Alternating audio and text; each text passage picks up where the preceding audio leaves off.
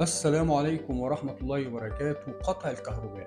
قطع الكهرباء في مصر يعود مرة أخرى.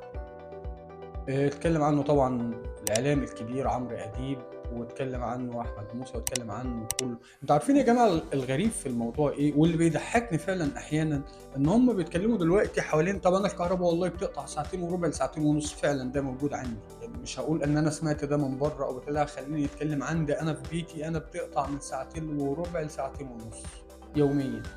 فهم النهارده الانجاز اللي هو الاعلام طالع بيتفاخر بيه، شوف والله احنا وصلنا لدرجه ايه يا جماعه. يعني يا ريس شوف انت حضرتك وصلتنا لدرجه ايه، ان حضرتك لما هتقلل الاحمال، يعني هم بيتكلموا ان هيخلوا الساعتين والكسر دول هيحاولوا يخلوهم من ساعه لساعه ونص. طالع بقى الاعلام بيقول شايفين الحكومه بتتحرك ازاي، شايفين. لا، انا اللي انا شايفه حاجه واحده، ان مفيش في تاريخ رئاسي في مصر حصل اللي بيحصل ده، إن يكون الإنجاز بالنسبة لنا إن قطع الكهربا بدل ما هيبقى ساعتين هيبقى ساعة ونص. فده الإنجاز أنا ما حصلش في عهد أي رئيس أنا عاصرته أو سمعت عنه قبل كده، إن الكهربا أصبح بينزل لها جدول بالمواعيد اللي هي هتقطع فيها يوميا. يعني ده ما اتعملش.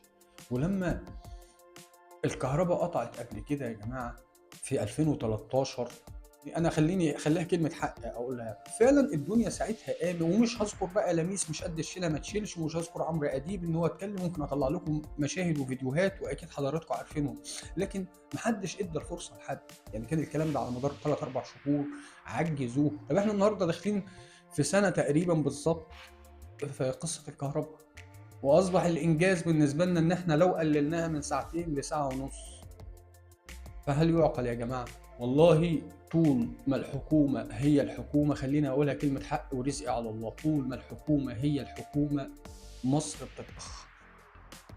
والله طول ما لإن هي نفس الحكومة اللي وصّلتنا في الديون. وبمناسبة الديون، أنا برضه كنت على اطلاع الأيام اللي فاتت بموضوع إن هم ال8 مليار دولار بتوع صندوق النقد الدولي. أنت يا ريس خلّيت الاستهزاء بينا لدرجة إن الصندوق بيفرض شروط وبيملي علينا شروط ما حصلش في تاريخ أي رئيس قبلك. يعني هو ما فيش يا جماعة شوية أحمر هنا بنحس بيهم. يعني ده ما حصلش والله في عهد أي كل اللي بيحصل ده ما حصلش في عهد أي حد غير عهد حضرتك، اللي هو العصر الإضمحلال والتدهور والرجوع إلى الخلف. يعني إحنا النهارده بدينا نشيل، يعني أنا بقيت نشوف الناس بتشيل تليفونات من اللي هي بزراير، اللي هي بتاعة زمان دي، أقسم بالله، لإنه عامل تقريبًا 1000 جنيه وعامل مش عارف إيه، أرقام برضه. فإحنا كده بنرجع، إحنا كده بنرجع يا ريس لورا. لمّا أسمع صندوق النقد الدولي بيملي شروط وبيقول مصر ما نفذتش وعليها إنها تنفذ كده، وإحنا علينا إن إحنا نقول حاضر سمعًا وطاعة. طب ليه؟ ليه نستلف أصلًا؟ واطلع اسمع في الاعلام حد بيتكلم بيقول خيري رمضان بيتكلم ويقول ربنا معانا، ونشأة الديهي ربنا معانا والحمد لله اتوافق على 7 مليار وكده. اصبح الانجاز بالنسبه لنا ان احنا عرفنا نستلف. اقسم بالله اصبح الانجاز بالنسبه لنا ان احنا عرفنا نستلف. يا جماعه، الفلوس اللي اتحطت مثلا في دمياط دي للورش بتاعه دمياط، اللي هي كانت تكلفتها 7 مليار دولار، ووقفت وباظ المشروع على كده. والثروة السمكية اللي اتعملت في بورسعيد وغيرها وغيرها وغيرها وغيرها وغيرها. المليارات دي حضرتك أنت يا مشاهد وأنا يا ريس أنا باحاسب عليه. والله باحاسب عليها من أكلي، من شربي، من ضرايبي، من العيشة اللي مش عارف أعيشها. أنا في واحد بيقسم بالله في بورسعيد بيقول أنا باربي السمك وما أنا عارف آكله، لإنه ب120 جنيه.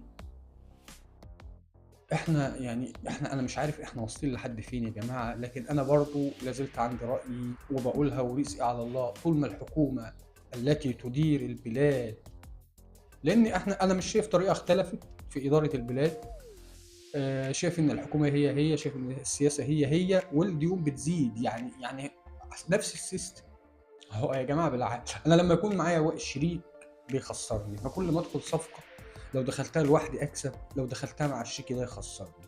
لإن ليه رأي مختلف وبيقول ده. أنا باضرب مثال يعني for example، بيقول إن إحنا نستورد كذا ونعمل كذا، فباجيب الصفقة بتخسر، أستعين بغيره لو فرض ممكن تنجح، أو ممكن لو لوحدي تنجح، أجيب نفس الشخص تخسر.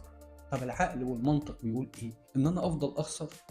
إن هو طول ما معايا الشخص ده أنا باخسر، أنا بارجع لورا. طيب ما أشوف غيره. عامةً برضه دي كانت حلقة على السريع ومش حابب أطوّل على حضراتكم، حابب أقول يا ريت اللي مش مشترك في القناة إحنا يعني بنحاول نفعّل تاني، إحنا كنا انقطعنا فترة وأنا باعتذر عن الفترة الطويلة اللي إحنا قعدناها. اليوتيوب بمعنى أصح اللي أنا باقوله دلوقتي كصوت وحركة وفيديو وكده مش معترض عليه تمامًا وباقول خلّيه كده، وأنا عارف إن حضراتكم بتحبوا مقاطع الreact. أنت عندك خمسة بالحب قفلت، عندك قلش رخيص، عندك في قنوات كتيرة جدًا، جدًا، جدًا من اللي بتقدّم النوعية دي، إما وقفت الإعلانات عندها أو إما وأنا من ضمن يعني أنا باحاول أنزّل react على القناة التانية واللي باسيب دايمًا الرابط بتاعها في أول تعليق، تابعوها يا ريت.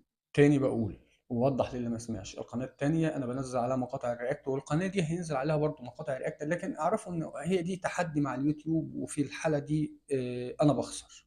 يعني أنا اللي هاخسر مش اليوتيوب اللي هيخسر، لإن هو خلاص غيّر السياسة ومنع النوعية دي من الفيديوهات وقال أنها مخالفة، أصبحت مخالفة عشان ما حدش يتعشّم إن حتى اللي فاتح قناة مش هيدوم طويلًا، والله اسمعوا الكلام ده وأنا قُلته من سنة، للي يرجع لفيديوهات ليّا من سنة أنا قُلت الكلام ده، والنهارده هو اتنفّذ على كل القنوات وأصبح مطروح على أرض الواقع. فإحنا بنحاول نحُط يعني ندوّر على فكرة جديدة أو حاجة للبرنامج إن إحنا بنحرّكه أو حاجة إن إحنا نجيب بيها المشاهد اللي حضراتكم بتحبوها من مقاطع الreact، ندمجها في مقاطع زي اللي أنا باقدّمها دلوقتي، يعني مش عارف ممكن تمشي إزاي بس بنحاول يعني. ف مرّة تانية باعتذر عن الغياب، كل سنة وحضراتكم طيبين وتصبحوا على خير.